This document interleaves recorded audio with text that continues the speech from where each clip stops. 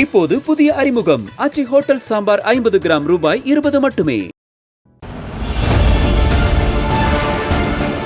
தென்கொரியா மற்றும் பிரான்ஸ் ஆகிய நாடுகளின் அரசியலில் அசாதாரண சூழல் ஏற்பட்டுள்ளது.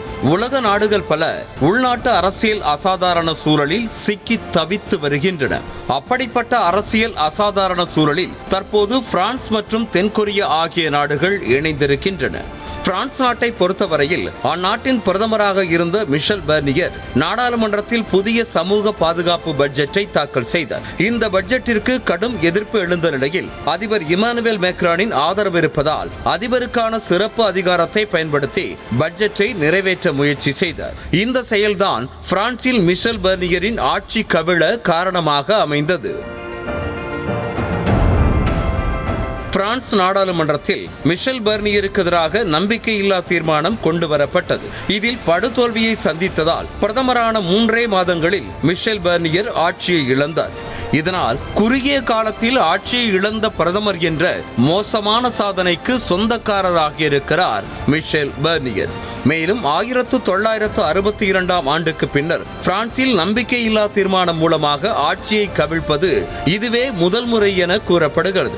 இதனையடுத்து அதிபர் இமானுவேல் மேக்ரானும் பதவி விலக வேண்டும் என எதிர்க்கட்சிகள் போர்க்கொடி உயர்த்தியுள்ளன. ஆனால் இமானுவேல் மேக்ரானோ தனது ஆட்சி காலம் முடியும் வரை அதிபராக தொடர்வேன் என்றும் அடுத்த பிரதமர் நியமிக்கப்பட இருப்பதாகவும் தெரிவித்திருக்கிறார். கிழக்காசிய நாடுகளில் ஒன்றான தென்கொரியாவை பொறுத்தவரை அந்நாட்டின் அதிபர் யூன் சாங் யோல் நாட்டிற்கு எதிரான செயல்கள் நடைபெறுவதாகவும் சிலர் தென்கொரியாவில் இருந்து கொண்டே வடகொரியாவிற்கு ஆதரவாக செயல்படுவதாக கூறி இரவோடு இரவாக அவசர நிலையை பிரகடனப்படுத்தினர். அதிபரின் இந்த முடிவுக்கு சொந்த கட்சி உறுப்பினர்களே கடும் எதிர்ப்பு தெரிவிக்க 6 மணி நேரத்திலேயே அவசர நிலை திரும்ப பெறப்பட்டது. இதனையடுத்து சொந்த கட்சியினரே அதிபர் மீது அதிருப்தியில் உள்ளனர்.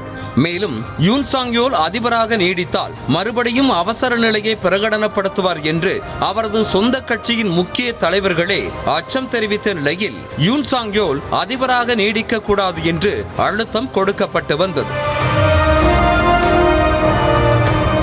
இதற்கிடையே யூன் சாங் யோலை பதவி நீக்கம் செய்ய அந்நாட்டு நாடாளுமன்றத்தில் பதவி நீக்க தீர்மானம் கொண்டு வரப்பட்டது. இந்த தீர்மானம் மீதான வாக்கெடுப்பை ஆளும் கட்சியினரை புறக்கணித்ததால் பதவி நீக்க தீர்மானம் தோல்வியடைந்தது.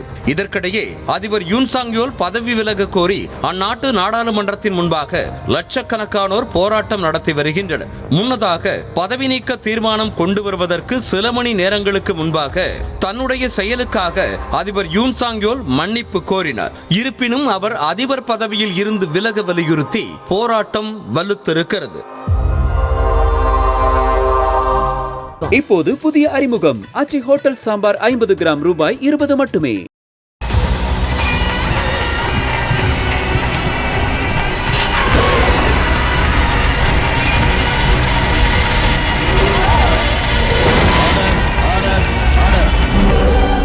குற்றங்களின் மறுபரிமாணம் நிகழ்தகவு நமது நியூஸ் தமிழ் தொலைக்காட்சியில் விரைவில்.